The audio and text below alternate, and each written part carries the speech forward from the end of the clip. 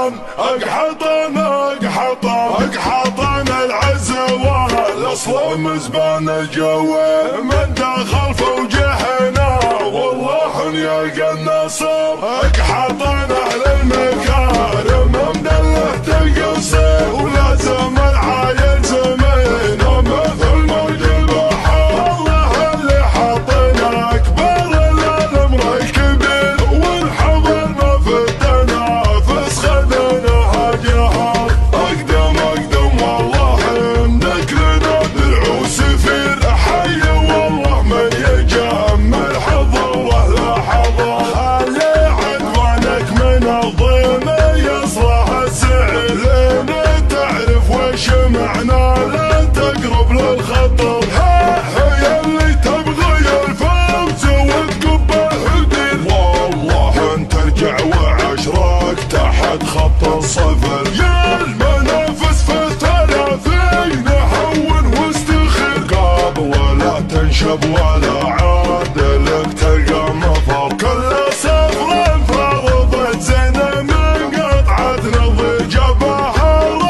النوادر وكان اهل النظر ملكت الصفر لا جت ما معها خشير في المراكز الاولى ما لازمكم ذكر يا هذا الصفر الثلاثين مسؤولون بير دم ابو فهد عزم ومعطيني الامر يا هلا الصفر اسمعوها وبسط الجهل والله اني حطكم عبرة للمعتبر لا تهور لا تهور لا تهور لا تهور لا تهور يا ابن الاجود والموقف خطير دور اقرب مخرج للطواري واستخرج جبت بعض الصفحة لاجل تحديد المصير صلي يا ربي وسلم على سيد البشر كل صبر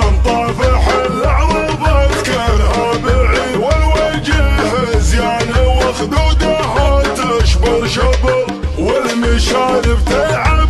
بهالنسايم والمسير اليوم شذكرها تواطع على حمل جمر والخشوم مقوسه كانها قوس الغفير بعد ما نشى سحابه وخيل وانهمر كل صفر مرع كان هضل للعصر ما تخيل فالبشر كان هنا يشهك بتستحق الغدر سهل لها بالوصف غير جابها اللي يستحق المدايح والشكر ما يوردها بحب الخشوم ودهن سير خذ شكم بالملايين يدمر ويعمر والله ما هي عند تاجر ولا هي عند مين لقيناها راعي الصنف من بدو حضر هذه اللي دونها كل فارس يستذير هذه اللي دونها الموت والدم الحمر فوق